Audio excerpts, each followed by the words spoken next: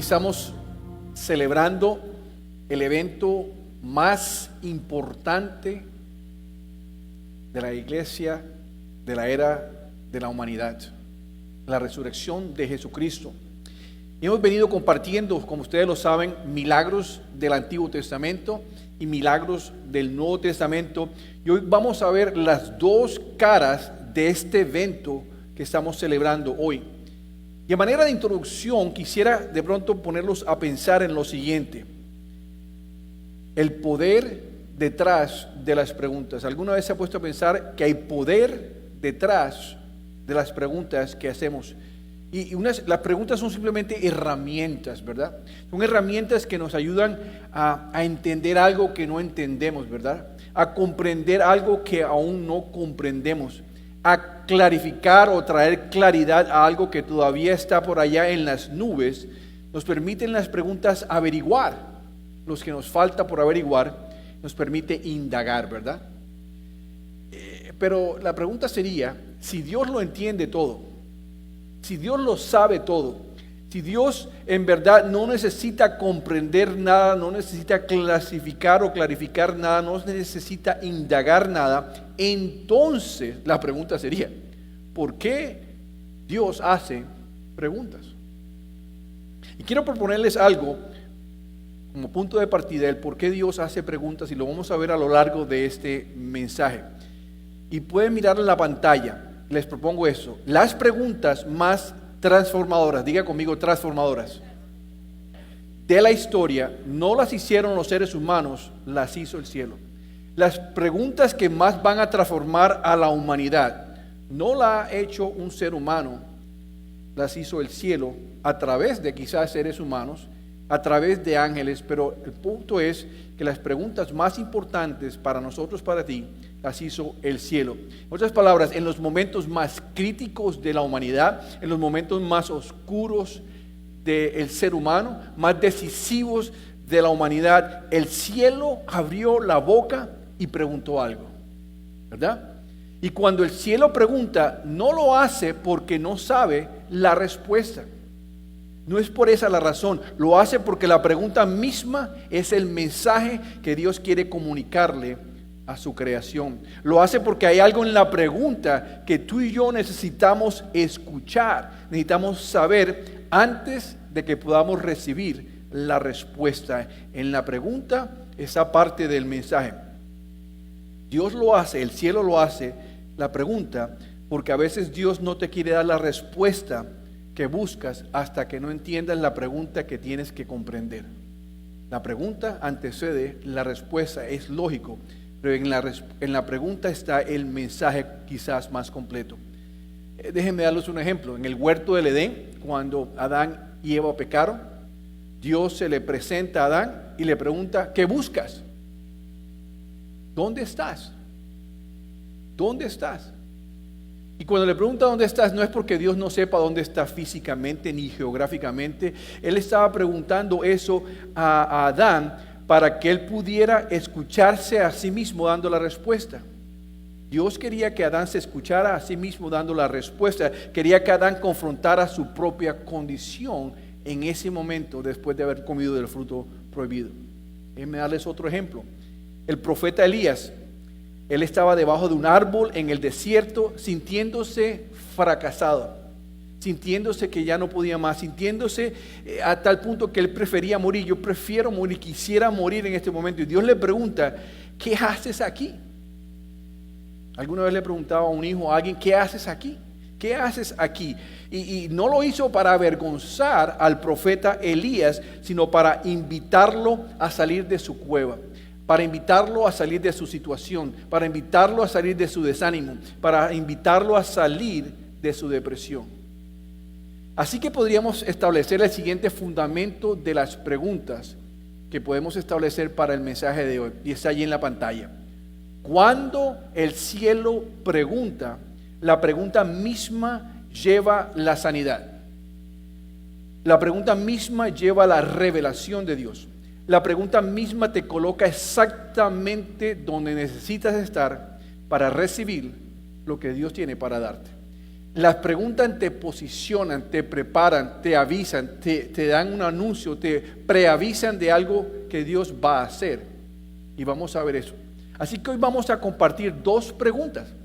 Vamos a ver dos preguntas que vienen del cielo, que fueron hechas en dos momentos completamente diferentes, pero que están conectadas. Dos preguntas diferentes que están conectadas. La primera pregunta fue hecha en el momento más oscuro que el universo haya podido vivir o pasar, que hayan conocido. La segunda pregunta fue hecha en el momento más glorioso que el mundo haya podido pasar. Una se hizo en el momento más oscuro, otra en el momento más gloriosa. La primera pregunta nació en la agonía más severa a que haya sido sometido un hombre. La segunda pregunta nació del asombro más absoluto.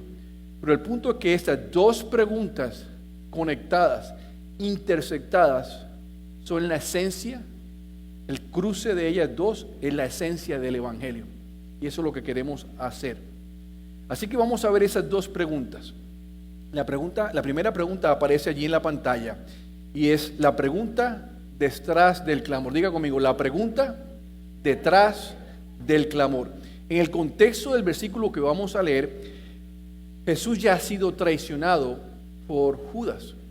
Ya ha sido arrestado, ya ha sido juzgado y sentenciado a muerte. En otras palabras, en la escena que voy a leer, Él ya está clavado en la cruz. Ya han pasado varias horas y Mateo va a resaltar algo de esa escena. Vamos a ir a Mateo capítulo 27 del 45 al 46, que dice así, está en la pantalla. Dice, al mediodía, es importante tomar el tiempo ese, al mediodía la tierra se llenó ¿de qué? De oscuridad hasta las 3 de la tarde, de las 12 a las 3 de la tarde se llenó de oscuridad. A eso de las 3 de la tarde, Jesús, ¿qué hizo? Jesús clamó en voz fuerte, Elí, Elí, lema sabactini, que significa, Dios mío, y ahí viene la pregunta en medio de su clamor, ¿por qué me has abandonado? Esta es la pregunta detrás del clamor de Jesús. Y quiero que observen que la respuesta a esa pregunta es la esencia del Evangelio. Es el centro del Evangelio, es el eje del Evangelio. Hay varias cosas que están sucediendo en esa escena, en ese momento oscuro, que ningún humano, tú y yo, a simple vista, no podríamos entender. Hay cosas que van a suceder en esa escena detrás, como lo que nosotros no sabemos qué está pasando detrás de esa pared. Nosotros no podíamos saber qué es lo que está haciendo Dios ni Jesús detrás de la pared de esa escena. Pero esa pregunta no fue hecha por Jesús porque no sabía, fue hecha Jesús para que nosotros pudiéramos entender y saber algo. La pregunta captura lo invisible. La pregunta revela lo invisible de lo sobrenatural que estaba pasando allí en esa escena. ¿Estamos? Quizás para poder entender qué está pasando, y este versículo no va a salir porque es simplemente una mención, en Habacuc 1:13, Habacuc le dice a Dios lo siguiente: muy limpio eres de ojos para ver el mal. Muy limpio eres de ojos para poder ver el mal. Habacuc le está diciendo a Dios lo siguiente: por tu propia naturaleza de Dios no puedes mirar el pecado. Por tu propia naturaleza no puedes acercarte a ese pecado. No es que no quieras ver, es que no puedes ver por tu naturaleza divina. No es porque Dios tú seas débil, no es porque Dios vaya a ser tentado a pecar, sino porque tu santidad es tan absoluta, tu santidad es tan incompatible con el pecado, que mirar el pecado sería una contradicción de tu naturaleza. ¿Estamos? Entonces, eso es lo que está sucediendo en esa escena. Isaías nos da la clave para entender lo sobrenatural que está pasando en esa escena. Isaías sabía que esto iba a suceder, Isaías lo declara, pero él no sabe el tiempo, ni el momento, ni la escena. Entonces, tenemos que conectar Isaías con la escena, con la pregunta de Dios mío, ¿por qué me has abandonado? Vayamos a Isaías capítulo 53, versículo 6. Está en la pantalla y dice así: todos nosotros nos hemos extraviado como ovejas. Hemos dejado los caminos de Dios para seguir los nuestros. Es decir, hemos hecho nuestra voluntad, hemos hecho lo que nos da o nos venga en gana. Y Dios declara y llama eso pecado, ¿verdad?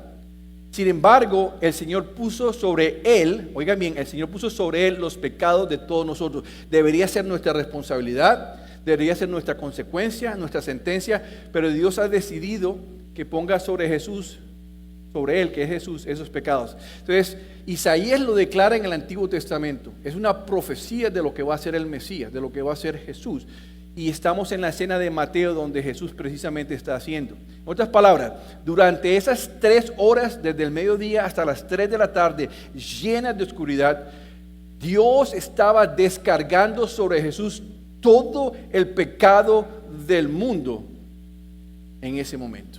Está descargando. Cuando tú pichas enter y estás bajando un programa, Dios hizo enter y empezó a descargar todo el pecado del mundo sobre Jesús. Y debido a que Dios es santo, santo, santo, incompatible con el pecado, Dios tuvo que apartar su rostro de su Hijo Jesús. Qué tremendo, ¿verdad? Y no lo hizo porque su hijo fuera indigno. No apartó su rostro porque su hijo fuera indigno. No lo hizo porque Dios hubiera dejado de amar a su Hijo Jesús, sino que Dios en ese momento estaba cargando sobre Jesús todo el pecado que Dios en su perfecta santidad no podía mirar, como lo decía Jacob, porque tu mirada es santa, santa, santa. ¿Estamos hasta ahí? En otras palabras, esta escena que vemos allí de Jesús en la cruz durante 3 horas de oscuridad no fue un error de Dios, no fue un error de Jesús, no fue un accidente, no fue que el diablo ganó en ese momento la batalla y Jesús estaba perdiendo la batalla. Fue que Dios ejecutó un plan que había estado preparando en su mente y en su corazón desde el inicio, desde antes del inicio de la creación. Antes de que creara a Adán y Eva, ya Dios había planificado eso. Y fíjense que a veces nosotros tenemos y ponemos en nuestra agenda buenos planes. ¿Dónde vamos a pasar vacaciones? ¿Dónde vamos a pasar el año bueno? Y siempre planificamos. ¿Quién de ustedes planifica algo malo? Nadie, conscientemente. Pero fíjense bien lo siguiente: Dios sí planificó algo que no era tan bueno como nosotros lo hubiésemos hecho. Isaías 53:10. Mismo 53, bajamos un poco más el versículo 10 y dice así, está en la pantalla. Dice: formaba parte del buen plan. Dios llama esto un buen plan. Claro, era buen plan para nosotros, mal plan para Jesús. Formaba parte del buen plan del Señor aplastarlo y causarle dolor. Wow, Dios dijo: yo voy a diseñar un plan para aplastar y causarle dolor a mi hijo, para ustedes. Qué tremendo. Dios muchas veces se pregunta: ¿quién mató a Jesús? Los romanos, los judíos. El autor intelectual de la muerte de Jesús fue el papá. Y tiene que quedar claro que fue el que diseñó el plan. Y por eso, durante esas 3 horas, Jesús, que era eternamente uno, era el Padre y Él eran uno, experimentó la separación de Dios. Dios se separó de Él. Una separación total en la que el Padre se retiró y el Hijo quedó solo. Oigan bien, que el Padre se retiró y el Hijo se quedó solo. Se quedó solo con todo el peso del pecado de la humanidad. Quiero que a medida que yo vaya hablando se vayan imaginando la escena. Se la estoy describiendo y pintando para que ustedes se la imaginen en esa plena soledad de esa unión del Padre y el Hijo. Ahora el Padre deja al Hijo solo y queda allí. Y dice: y fue en ese momento, cuando quedó solo, que dijo: Dios mío, ¿por qué? ¿Por qué me has abandonado? Imagínense ustedes en esa cruz sintiéndose así: Dios mío, Papá Dios, Abba Padre, ¿por qué? ¿Por qué me has abandonado? Y fíjense bien, cuando Jesús hace este clamor de Dios mío, Jesús era 100% hombre y 100% Dios. En otras palabras, la pregunta que Él hace no es porque Él no sepa la respuesta. Él sabía la respuesta. Él hace la pregunta para que tú y yo podamos saber que en ese momento se está cumpliendo Isaías 53 y que Dios le está derramando, descargando sobre su costado todos los pecados del mundo. Es una pregunta para nuestro beneficio, no para que el Padre la contestara, no porque Jesús no supiera. En otras palabras, la pregunta de Jesús, el clamor de Jesús, Dios mío, nos confirma que Jesús está cargando el pecado del mundo por la reacción de abandono que produce en Dios. Dios se apartó, Dios lo abandonó y nos confirma que en ese momento está recibiendo tu pecado, mi pecado, nuestros pecados pasados, presentes y futuros. Y por eso ese Viernes Santo, que fue este viernes que pasó, era necesario. Era una buena noticia para ti y para mí, a pesar de que era terrible para Jesús. Y a partir de ese día hay algo que tú y yo podemos celebrar, hay algo que podemos tener de esta cara de la moneda de la muerte de Jesús. Y está allí en la pantalla. Dice: Jesús fue abandonado por el Padre para que yo nunca tenga que ser abandonado. Vamos a repetirlo juntos. Jesús fue abandonado por el Padre para que yo nunca tenga que ser abandonado. Hermano, eso es una promesa. Y hoy quizás aquí hay alguien, o quizás nos están viendo a través de las redes sociales, o en el futuro cuando vean este video, y está viviendo tu viernes de abandono. Te sientes abandonado. No porque tú estés en una cruz física, sino porque te has sentido abandonado.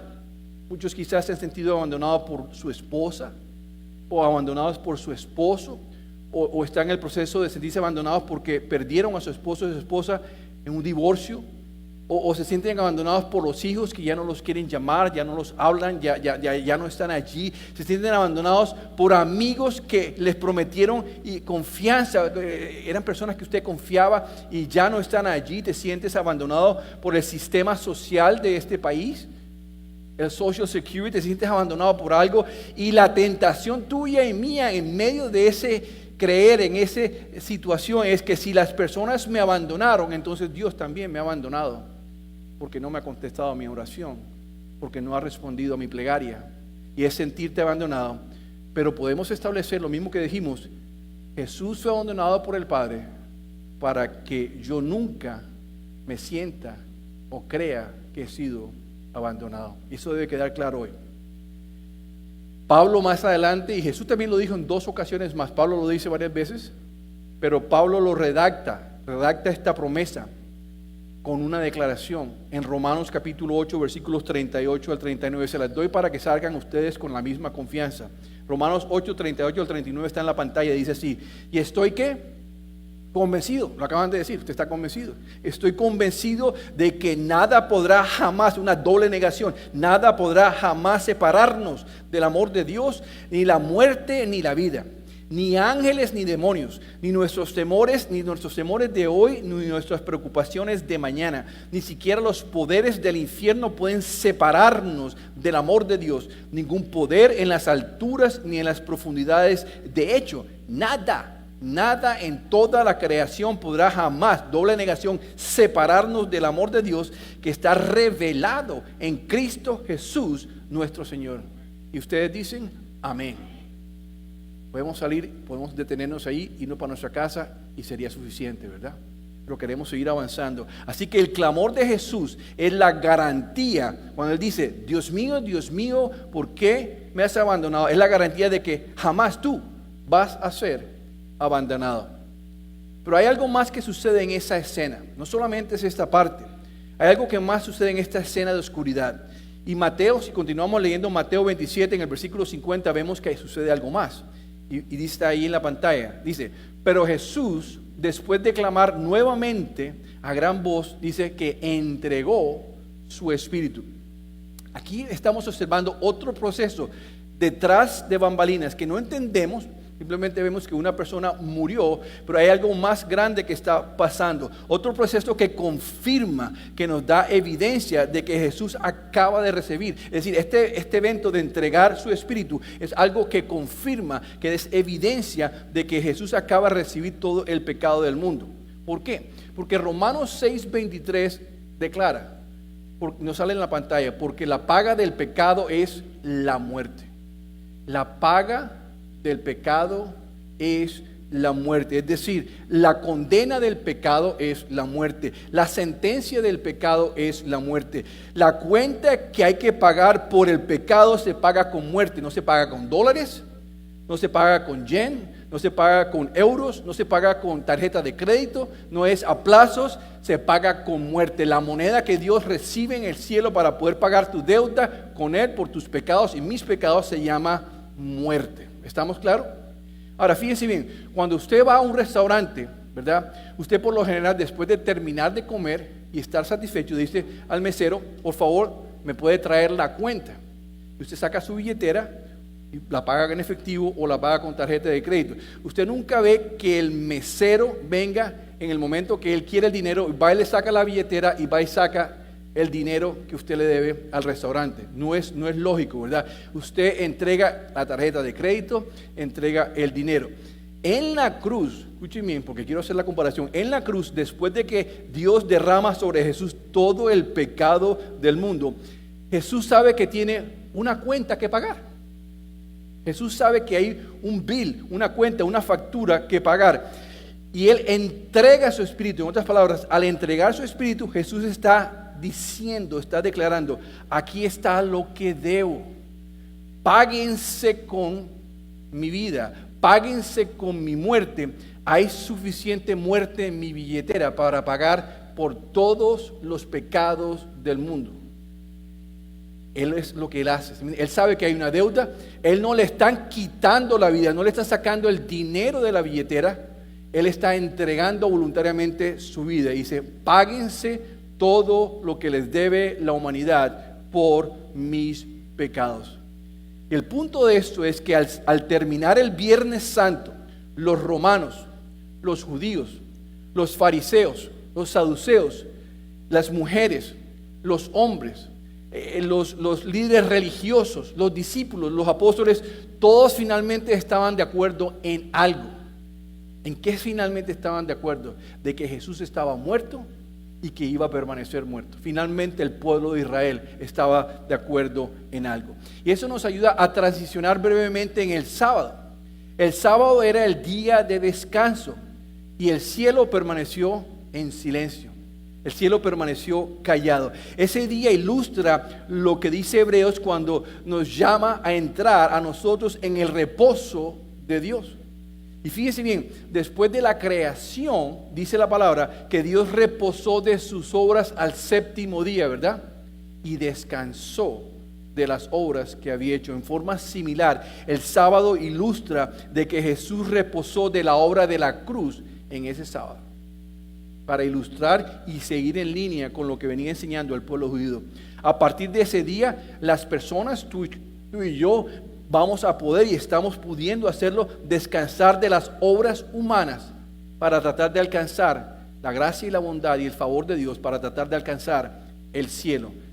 Y Jesucristo el sábado reposó de la obra de la cruz. ¿Okay? Transición. Eso nos lleva al tercer y último día, el domingo. Y es en el domingo donde nace la segunda pregunta. La primera pregunta es, Dios mío, ¿por qué me has abandonado? Es una pregunta que está detrás del clamor. Y aquí viene la segunda pregunta, que es, y está en la pantalla, la pregunta detrás de la búsqueda. Pregunta detrás del clamor, pregunta detrás de la búsqueda. Vamos a Lucas, capítulo 24, versículos del 1 al 6, que dice así. El domingo, estamos ya hablando del domingo. El domingo muy temprano por la mañana las mujeres fueron a la tumba llevando las especias que habían preparado. Encontraron que la piedra de la entrada estaba corrida a un costado. Entonces entraron, pero no encontraron el cuerpo del Señor Jesús. Mientras estaban allí estaban perplejas, de pronto aparecieron dos hombres vestidos con vestiduras resplandecientes. La Biblia nos dice que eran dos ángeles. Las mujeres quedaron aterradas y se inclinaron en tierra. Entonces los hombres preguntaron, es decir, el cielo preguntó nuevamente. El cielo preguntó, ¿por qué buscan? ¿Por qué buscan entre los muertos a quien está vivo? Él no está aquí. ¿A qué? Digan conmigo, ha resucitado. Recuerden lo que les dijo en Galilea. Dios mío, ¿por qué me has abandonado? La pregunta de clamor. Y ¿por qué buscan aquí entre los muertos al que está vivo? Una pregunta de búsqueda detrás. Esta segunda pregunta nos revela varias cosas a nosotros. Es una pregunta que quiere informarnos algo. La resurrección de Jesús fue la respuesta de Dios al abandono de Jesús en la cruz. Fue la respuesta de Dios al clamor de Jesús en la cruz. Es la respuesta a la primera pregunta. Es la otra cara de la moneda de la salvación. Es la otra cara de la moneda del milagro de salvación. Si yo tengo aquí dos letras, esta es una sola moneda de salvación que tiene que ver con la muerte y tiene que ver con la resurrección. La primera pregunta tiene que ver con lo que estaba detrás del clamor, la muerte de Jesucristo necesaria. La otra cara de la moneda es la resurrección necesaria que tenía que tener. Ambas son parte de una sola moneda, que es la moneda de salvación. El punto es que la resurrección es la respuesta de Dios diciendo: hijo, yo sí te escuché. El abandono era necesario, el abandono era temporal, porque el propósito para el cual yo te envié a la tierra se estaba cumpliendo. Así que gracias, hijo mío, toma tu resurrección. Y esa resurrección demostró algo. Le demostró algo a los ángeles, le demostró algo a los demonios, le demostró algo a los que la presenciaron. Y esa demostración quedó registrada en Romanos capítulo 1, versículo 4, que dice así, hablando de Jesús. Pablo, hablando de Jesús, dice así: y quedó demostrado que era el Hijo de Dios cuando fue resucitado de los muertos mediante el poder del Espíritu Santo. Él es Jesucristo nuestro Señor. Amén. Así que la resurrección es una declaración verbal, bíblica y pública del Padre diciendo: este es mi Hijo. Ya lo había hecho en el pasado. Este es mi Hijo en quien tengo complacencia. Lo hizo en 3 ocasiones. Este es mi Hijo amado en quien yo me complazco. Ahora estaba diciendo: la resurrección es mi voz permanente por escrito de que este es mi Hijo a quien yo he aceptado su sacrificio en la cruz. Lo que la cruz le hizo al Hijo en el plano temporal humano, la resurrección deshizo en el plano eterno celestial. El abandono duró 3 días, pero la vida de Jesús durará para siempre. Y a partir de ese momento, cuando Jesús resucitó, recibió un cuerpo que jamás, nunca jamás va a volver a morir, como le pasó en el caso de Lázaro, que Jesús lo resucitó en el mismo cuerpo y Lázaro moriría. Jesús resucitó a un cuerpo que nunca más va a morir. Tú y yo vamos a resucitar a un cuerpo que jamás va a volver a experimentar la muerte física. Pero en el proceso, esa resurrección hizo algo más. La resurrección de Jesús no solamente fue que Él venció la muerte física, sino que Jesús venció la muerte espiritual. La muerte espiritual es una permanente separación de una relación con Dios. Déjeme repetirlo. La muerte espiritual significa de que todos nacemos espiritualmente muertos, nacemos apartados de Dios en una relación personal con Jesucristo. Eso es la muerte. Jesús venció la muerte física y venció la muerte espiritual. El punto es, tarde que temprano, todas las personas, escuchen bien, todas las personas, todo ser humano, toda la creación de Dios en el sentido de personas, van a resucitar. Todas van a resucitar. Unos van a resucitar en un cuerpo que va a estar capacitado para soportar la condenación del infierno. Por eso oímos en la palabra que es el crujir de dientes. Tiene que tener dientes para que crujan, ¿verdad? En el infierno. Y van a estar llenos de gusanos. Entonces van a recibir un cuerpo especial como la zarza ardiendo, ¿verdad? La que vio Moisés, con la capacidad de quemarse y quemarse, de nunca extinguirse, pero sí de sufrir y de sufrir y de sufrir. En el infierno, estas personas van a pagar físicamente con su vida la deuda que aún tienen con Dios. ¿Cuál es la deuda? Muerte. Su billetera necesita muerte. Su tarjeta de crédito necesita muerte. Es decir, van a ser torturados a muerte lenta. Van a ser torturados a muerte lenta sin morir por el resto de la eternidad. Pero los que aceptan a Jesucristo como Señor y Salvador, vamos a resucitar para permanecer eternamente en su presencia. Amén, qué tremendo. Eso celebramos hoy. Le voy a pedir a la banda que vaya pasando hacia el frente. Hebreos nos dice esta victoria, nos celebra esta victoria diciendo lo siguiente. Hebreos 2 del 14 al 15 dice y aparece en la pantalla: debido a que los hijos de Dios son seres humanos hechos de carne y sangre, el Hijo también se hizo de carne y sangre. ¿Por qué se hizo? ¿Por qué tuvo que hacerse humano? Pues solo como ser humano podía morir, y solo mediante la muerte podría quebrantar el poder del diablo, que tenía el poder sobre la muerte. Únicamente de esa manera el Hijo podía libertar a todos los que vivían esclavizados por el temor a la muerte. Él venció a la muerte y el pecado. Pero hoy aquí hay personas, quizás hay personas que no ven a través de las redes sociales, hay personas que viven esclavizadas al miedo. Vienen esclavizadas al miedo de perder lo que tienen físicamente o materialmente. Vienen esclavizadas al miedo de lo que viene. Vienen esclavizadas al miedo del futuro. Pero sobre todo viven con un miedo de morir.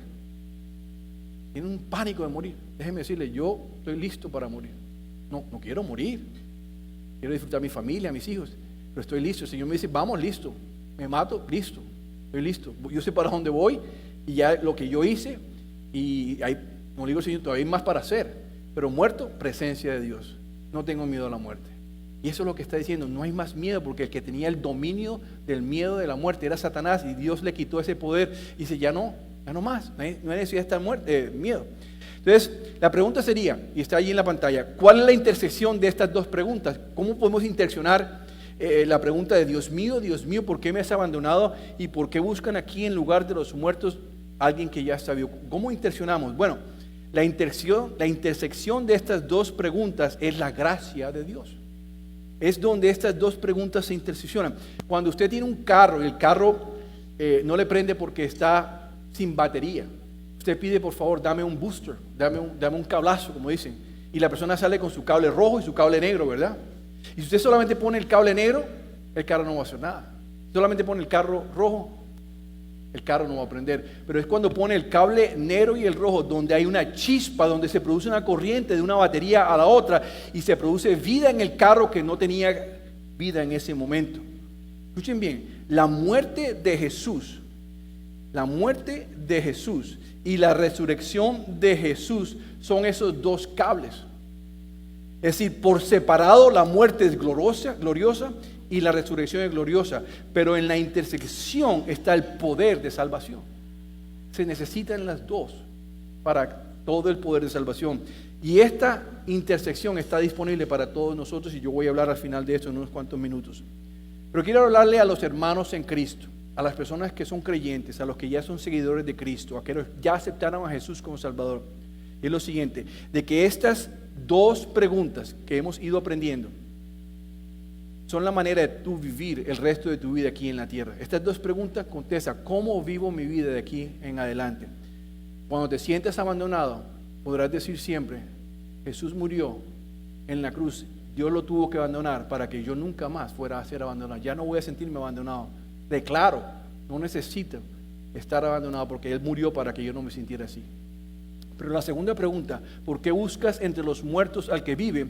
Hay personas que buscan en su pasado, están buscando identidad en su pasado que ya Dios crucificó. Hay personas que están buscando en sus cicatrices del pasado, buscan en su matrimonio, buscan en el ex o en la ex, buscan en su divorcio, buscan en sus papeles, buscan en algo del pasado, algo que necesitan para el presente. Y Él dice, ¿por qué buscas en lo que ya está muerto? ¿Por qué ya buscas en lo que ya yo crucifiqué? Hay personas que buscan el valor en relaciones que no deben buscar. Hay personas que están buscando aprobación en personas o en situaciones o en empresas que Dios dice, ya yo crucifiqué eso, ya yo te di mi aprobación. Hay personas que buscan esperanza en los sistemas humanos, en las promesas políticas, en las finanzas felices o rápidas. Hay personas que buscan que su amargura les dé alegría, que su depresión les dé vida, que su estrés les dé esperanza, que su ansiedad les ayude a mover. Y les digo una cosa, Dios les dice, ¿por qué están buscando en todas estas cosas muertas al Cristo que ya está vivo en ti? Amén. Así que les voy a animarse a ponerse de pie. Y ese mensaje va para las personas que aún no conocen de Cristo. Y si tú estás mirándonos a través del internet, así este sea un video que estás viendo 6 meses después, el efecto es el mismo, la salvación. Si hay alguien aquí que nunca ha tomado el paso de aceptar a Cristo como Salvador, si tú estás allá pensando, yo quiero apropiarme de esa muerte y resurrección, yo quiero llevarme esa moneda en mi corazón, te voy a animar a hacerlo a través de la siguiente oración. Pueden inclinar sus rostros, cerrar sus ojos y desde donde estén aquí sentados o de pie o allá en sus casas, pueden orar esta oración. Y es: yo confieso que soy pecador. Reconozco que Jesús murió en la cruz para pagar por mis pecados. Recibo su regalo de salvación. Y a partir de hoy le entrego mi vida para servirlo y vivir nunca sintiéndome abandonado y dejando el pasado en el pasado y viviendo el presente, buscando ese futuro donde Él me espera con las manos abiertas en el eterno cielo. Y oro todo esto en el nombre de tu Jesús. Y la iglesia dice amén. Si usted oró esto, si usted que está viéndonos oró esto, la Biblia dice que hay fiesta en el cielo. Vamos a darle un recibimiento a nuestros hermanos y hermanas que recibieron, ya sea por video o lo que sea, por fe. Vamos a darle un aplauso, porque el cielo en todo el mundo hoy celebra que miles de personas hoy, en el día de celebración de la resurrección, aceptaron a Cristo. Iglesia, los amo, que tengan buen día de resurrección.